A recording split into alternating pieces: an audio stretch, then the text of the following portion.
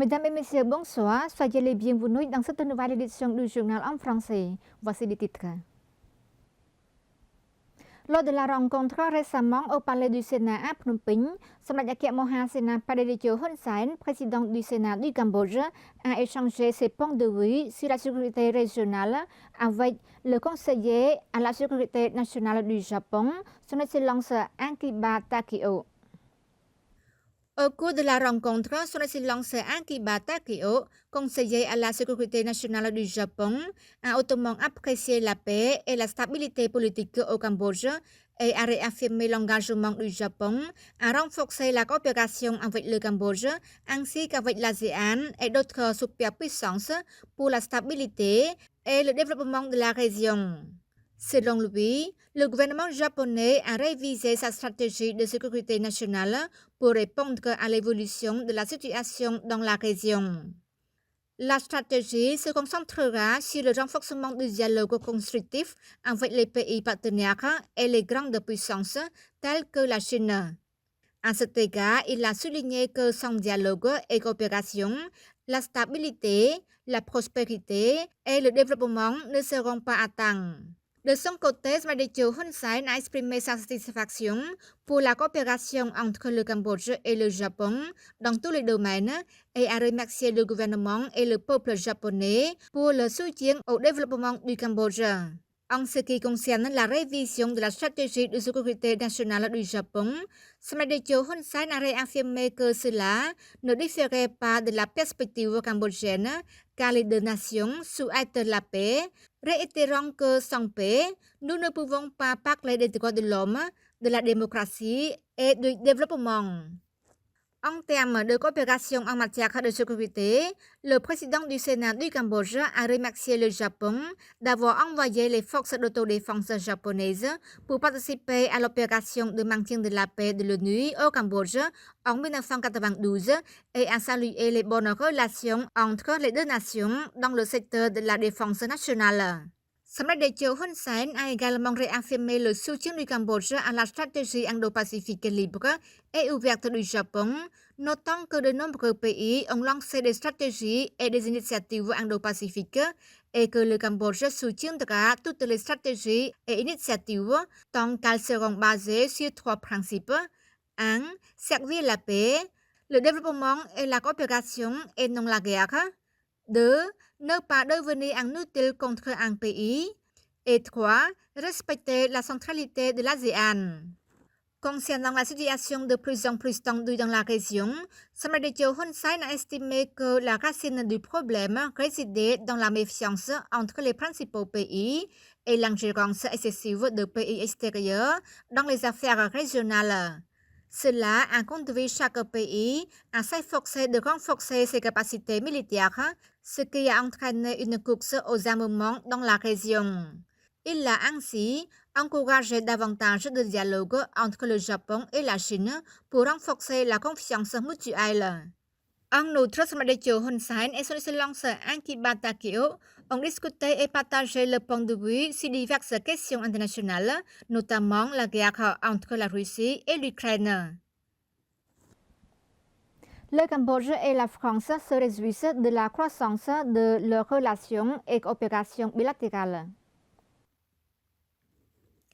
Lors de la rencontre au Palais de la Paix à Phnom Penh, Samdech Moha Bobor Thappadej Hun Manet, Premier ministre du Royaume du Cambodge, et son Excellence Olivier Poivre d'Avo, envoyé spécial du président français, ont exprimé leur satisfaction des progrès de leurs relations et de leur coopération dans tous les domaines.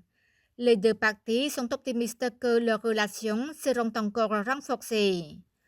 Son Excellence Olivier Poivre d'Avo, envoyé spécial du président de la République auprès de la Conférence des Nations Unies sur les océans et ambassadeur auprès des océans et des pôles, a salué le Cambodge pour son développement rapide et a transmis l'invitation du président français, Son Excellence Emmanuel Macron, à Samdech Thappadej Hun Manet pour assister à la troisième conférence des Nations Unies sur l'océan qui se tiendra à Nice en France en juin 2025. De son côté, Samdech Thappadej a remercié la France pour sa contribution au processus de développement socio-économique du Cambodge.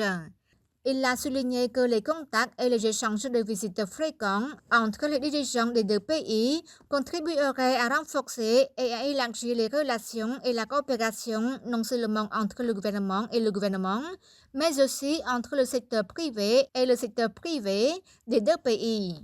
Le chef du gouvernement cambodgien a remercié son Excellence Emmanuel Macron de l'avoir invité à se joindre à la 3e conférence des Nations Unies sur l'océan, affirmant qu'il examinait attentivement cette invitation. Le Premier ministre et l'envoyé spécial ont par ailleurs échangé le point de vue sur le changement climatique mondial ainsi que sur les impacts de l'utilisation de sacs en plastique. Le Premier ministre cambodgien Mohamed Bawor Hun Manet a déclaré que l'enregistrement systématique des terres à l'échelle nationale devrait être achevé en 2025. Lors de la cérémonie d'annonce de la fin du processus de mesurage systématique des terres dans la province de Kampong Cham et de distribution des certificats de titres fonciers à la population locale, tenue dans le district de Stang Trong, Mohamed Bawor Hun Manet, Premier ministre du Royaume du Cambodge, a souligné que le gouvernement royal du Cambodge a projeté de terminer le mesurage des terres dans tout le pays en vue de leur enregistrement d'ici 2025, ce qui conduira à la distribution de certificats de titres fonciers aux citoyens en 2027. Au cours des 16 premiers mois du gouvernement royal de la 7e législature de l'Assemblée nationale, a-t-il indiqué, plus de 3 millions de parcelles de terre ont été mesurées et enregistrées et quelques 87 000 certificats de titres fonciers ont été délivrés. Les 1,3 million de parcelles restantes seront mesurées en 2025. Hun Manet a considéré l'achèvement du processus de mesurage et d'enregistrement des terres dans la province de Kampong Cham comme une réalisation résultant de la paix. Pendant plus de 500 ans, le Cambodge n'a pas pu mesurer les terres car certaines régions étaient en guerre, mais maintenant, le mesurage des terres peut être effectué dans tout le pays grâce à la paix et à la stabilité politique sous la direction d'un gouvernement unique, sous une constitution unique, a dit le Premier ministre. Smathapday a également réaffirmé l'attention continue du gouvernement royal à la question foncière en s'efforçant de résoudre tous les conflits fonciers de la population par le biais de divers mécanismes. À noter que Kampong Cham est la première province à avoir achevé le mesurage systématique des terres. L'entraînement du partenariat tripartite UNTPP qui s'est déroulé à l'école de formation des forces multinationales de maintien de la paix a clôturé sous la présidence du vice-premier ministre Prak Sokhonn, ministre des Affaires étrangères et de la coopération internationale. Selon son Excellence le général de division Sam Ratana, premier vice-président du comité national et directeur général par intérim du Centre national de maintien de la paix, l'entraînement a duré 5 semaines, du 18 novembre 2024 à 20 décembre 2024. L'entraînement du partenariat tripartite vise à améliorer les compétences techniques, le contrôle et la maintenance des machines d'ingénierie lourde avec une compréhension supplémentaire des dangers des explosifs IAED, CIED lors des opérations et des procédures de sauvetage sur le terrain dans les premiers stades pour contribuer avec le gouvernement dans la poursuite de développement, de développer la capacité des forces armées royales cambodgiennes afin de soutenir l'opération avec plus efficace et conforme aux exigences de la mission de l'ONU. Cet entraînement a réuni des responsables de l'ONU, des officiers militaires de l'Australie, du Japon et de la République de Corée, ainsi que des participants du Cambodge, du Bangladesh, du Bhoutan, de l'Indonésie, de la Mongolie, du Népal, du Pakistan, des Philippines et du Sri Lanka.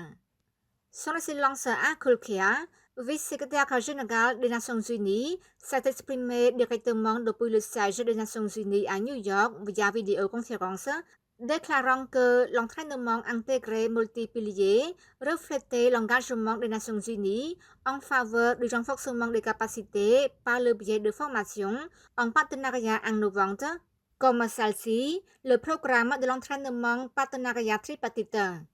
Il a ajouté que le Cambodge entretient des relations solides avec les Nations Unies qui continuent de se renforcer et de contribuer à la promotion de la paix, du développement et de la coopération internationale. Son Excellence le vice-premier ministre Prak Sokhonn, au nom de son Maître Hun Manet, premier ministre, a déclaré que cet entraînement représente les réalisations des États membres à s'associer à d'autres pays, notamment la République de Corée, l'Australie et le Japon, qui soutiennent à cet entraînement. Organisé par le Club des journalistes cambodgiens, le 21e forum éditorial de presse cambodgienne a eu lieu le 21 décembre 2024 sous le thème « Profession du journalisme et de l'expression ». La prévention et la lutte contre les fausses informations n'est pas une suppression de la liberté d'expression. La diffusion des fausses informations n'est pas la liberté de la presse. La lutte contre les fausses informations est une garantie du droit à l'accès à l'information exacte et sécurisée de la population. C'est ce qu'a déclaré le ministre de l'Information, son Excellence Nét Pétra, lors du 21e forum éditorial de la presse cambodgienne sous le thème « Profession du journalisme et de l'expression ». Le ministre Nét Pétra a souligné que le renforcement de la profession du journalisme à travers la formation des capacités des journalistes est un élément important pour participer efficacement à la lutte contre les fausses informations. Le ministre a encouragé les associations de médias et les institutions concernées à continuer de former les journalistes pour mieux comprendre ce qu'on appelle la déontologie journalistique et la liberté d'expression afin que les journalistes libèrent du défi de la loi. Le ministre a appelé les journalistes à adhérer à l'éthique professionnelle, à ne pas dépasser le rôle et à porter atteinte aux droits d'autrui. Le rôle des journalistes est de diffuser les politiques, les lois et les réalisations auprès de la population et les médias jouent un rôle important dans le maintien de la sécurité, de l'ordre public et du maintien de la paix. Le groupe de travail interministériel sur l'agriculture, l'eau et les zones rurales a organisé sa 3e réunion pour examiner l'avancement des travaux. Au ministère du Développement rural, son Excellence Chairat Thisain, ministre du Développement rural et co-président du groupe de travail interministériel sur l'agriculture, l'eau et les zones rurales, a accueilli la 3e réunion sur la facilitation de la mise en œuvre des politiques et des activités liées à la communauté agricole moderne, à la communauté d'agriculteurs de consommation d'eau et au village modèle en présence de son Excellence Datina, ministre de l'Agriculture, des Forêts et de la Pêche, et de son Excellence Thao Chiet-Tha, ministre des Ressources en eau et de la Météorologie, ainsi que les responsables professionnels des 3 ministères. Son Excellence Chairat Thisain a informé que cette réunion avait pour but d'examiner et de discuter des progrès de la coordination de la mise en œuvre des programmes et activités politiques liées à la communauté agricole moderne, à la communauté de consommation d'eau et au village modèle, qui continueront à se renforcer la coopération entre les 3 ministères pour améliorer mieux la vie des habitants des zones rurales et contribuer à la mise en œuvre des programmes politiques, en particulier la stratégie du Pentagone du gouvernement royal de la 7e législature de l'Assemblée nationale, sous la direction avisée de Samdech Maha Bobor Theppaday Hun Manet, Premier ministre du Royaume du Cambodge, pour réaliser la vision d'un Cambodge en tant que pays à haut revenu d'ici 2050. C'est la fin de notre journal. Merci pour votre fidélité au journal en français. Bonne suite de programme sur TVK et à demain.